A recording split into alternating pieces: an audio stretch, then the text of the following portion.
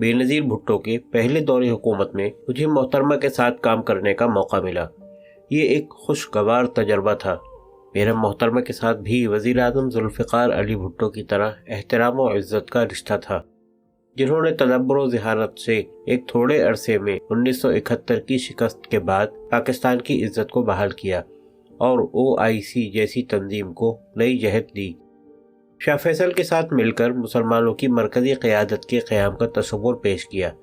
یہی وہ صفات تھیں جو امریکہ کو پسند نہ تھیں، اور ان دونوں شخصیات کو یکے بعد دیگرے منظر سے ہٹا دیا گیا۔ میں نے جنرل ضیاء کو سپریم کورٹ کے فیصلے پر عمل کرنے سے منع کیا تھا، لیکن ان کی ترجیحات کچھ اور تھیں۔ انہوں نے بھٹو کو پھانسی دے دی۔ ان کے انتقال کے بعد ہم نے جب 1988 کے الیکشن کا فیصلہ کیا تو ہم پر لعن طعن ہوتی رہی کہ ملک جہادیوں سے بھرا ہوا ہے، بڑا فساد پیدا ہوگا۔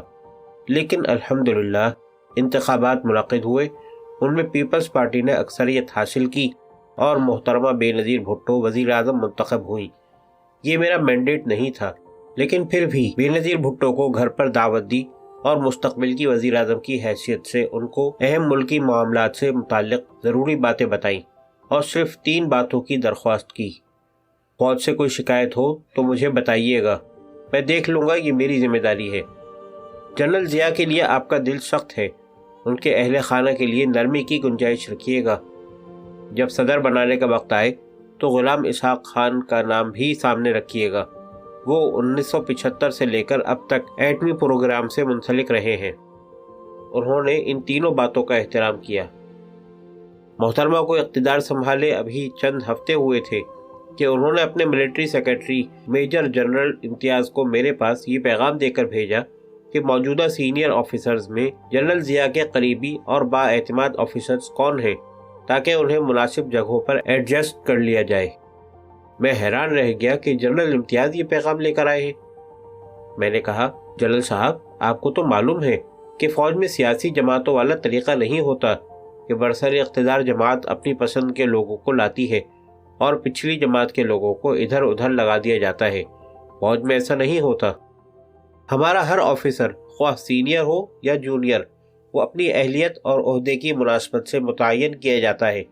اس کی وفاداری کسی شخص کے ساتھ نہیں ہوتی، بلکہ اس کی پہچان اپنے کام سے ہوتی ہے۔ آپ دیکھ سکتے ہیں کہ اس وقت میرے ساتھ وہی آفیسرز ہیں جو جنرل ضیاء کے ساتھ تھے۔ میں نے کسی ایک کو بھی تبدیل نہیں کیا ہے، اور یہی سبب ہے کہ ہمارے پیشہ وروں کی ایک مضبوط ٹیم ہر وقت موجود ہوتی ہے، جو ہر ذمہ داری سنبھالنے کی اہل ہوتی ہے۔ مثلا یہی ٹیم تھی جس نے آرمی ماڈرنائزیشن پروگرام ترتیب دیا، اسے عملی جامہ پہنایا اور ضرب مومن جیسی مشقیں منعقد کر کے 1971 کی ندامت کا داغ دھویا اور دشمن کے دلوں پر ہیبت طاری کی۔ اگر محترمہ کو نام چاہیے تو میں ایک نام دے سکتا ہوں جو جنرل ضیاء کے بہت ہی قریبی اور بااعتماد سمجھے جاتے تھے، وہ جنرل اسلم بیگ ہے۔ میرے ہی جواب سننے کے بعد شاید محترمہ نے مجھے تبدیل کرنے کا سوچا، جیسا کہ مجھے معلوم ہوا کہ ہمارے ایک کور کمانڈر اس کوشش میں تھے کہ وہ میری جگہ لے لیں اور مجھے joint chief of staff committee کا چیئرمین بنا دیا جائے۔ ادھر محترمہ کے معتمدین اشخاص میں بھی کچھ ایسے لوگ موجود تھے جو مجھ سے بلا وجہ کی مخاصمت رکھتے تھے، وہ بھی اس سازش میں شریک ہو گئے۔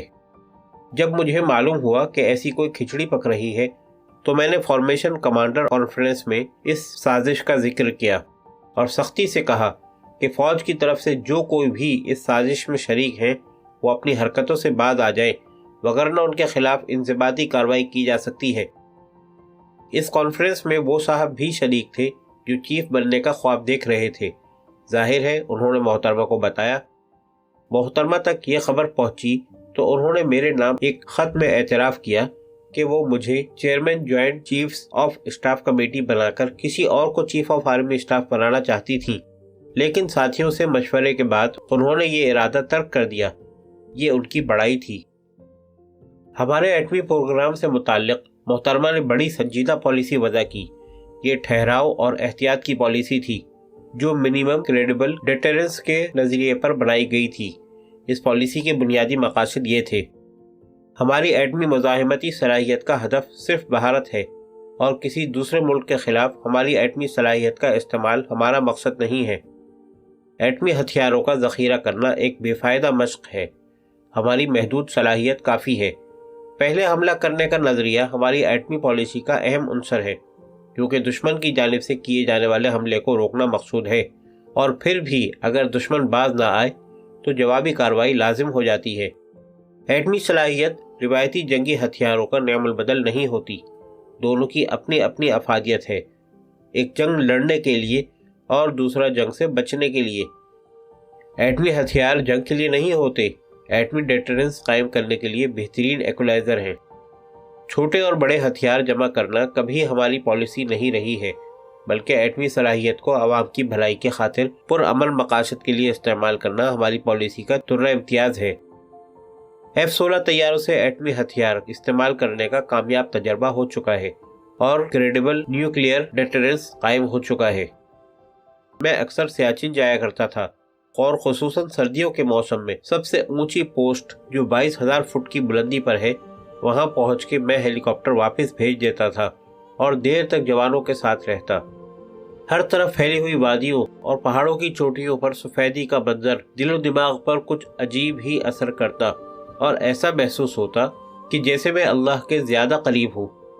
یہ کیفیت میں نے ایک دن محترمہ سے بیان کی تو انہوں نے بھی سیاچن جانے کی خواہش ظاہر کی، لیکن میں نے انہیں 22,000 فٹ بلند پوسٹ پر لے جانا مناسب نہ سمجھا اور اجازت لی کہ 17,000 فٹ بلند سیالہ پاس انہیں لے جاؤں گا۔ مقررہ دن ہم اسکردو پہنچے۔ آفیسرز میس میں انہوں نے برفانی لباس پہنا جو ہم نے بیرون ملک سے منگوا کے انہیں پیش کیا تھا۔ ڈریس اپ ہو کے جب وہ باہر نکلی تو بہت باوقار لگ رہی تھی۔ اسکردو سے بذریعہ ہیلی کاپٹر سیالہ پاس کے لیے روانہ ہوئے۔ ایک آکسیجن کین بھی ان کو دیا کہ سانس لینے میں دقت ہو تو استعمال کریں۔ سیالہ پاس پہنچے جہاں 2-2 فٹ گہری برف پڑی تھی، گھٹنوں تک پیر دھس جاتے تھے۔ جوانوں نے استقبال کیا۔ ہم نے چاہا کہ محترمہ ایک برفانی خیمے کے اندر چلے تاکہ برفانی ہواؤں سے محفوظ رہ سکے، لیکن انہوں نے باہر اسٹول پر بیٹھنا پسند کیا تاکہ پورے منظر کا نظارہ کر سکے۔ جوانوں نے نان، چپس اور چنے کی دال پیش کی جو انہیں بہت پسند آئی۔ خصوصی تیار کردہ چائے کا اپنا ہی مزہ تھا۔ جوانوں سے بڑی بے تکلفی سے باتیں کرتی رہی۔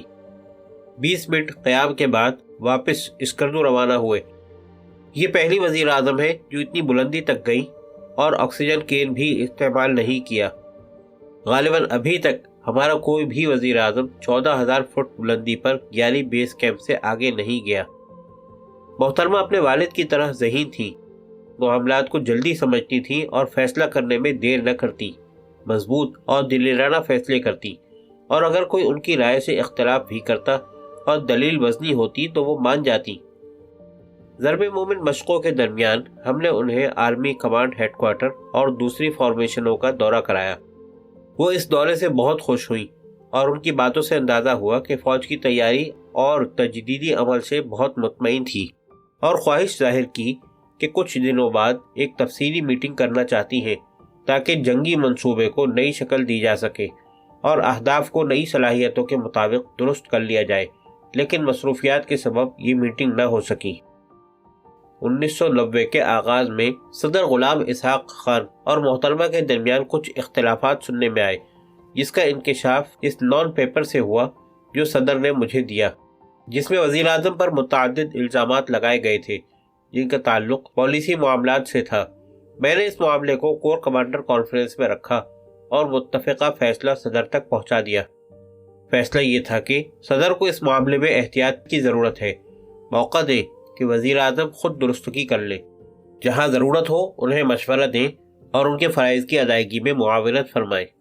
لیکن ان دونوں شخصیات کے درمیان مشاورت نہ ہوئی اور اختلافات بڑھتے رہے، اور صدر نے آئین کی شق 58(2)(b) کے تحت اپنے اختیارات استعمال کرتے ہوئے محترمہ کی حکومت کو فارغ کر دیا اور 90 دنوں میں نئے انتخابات کرانے کا اعلان کر دیا۔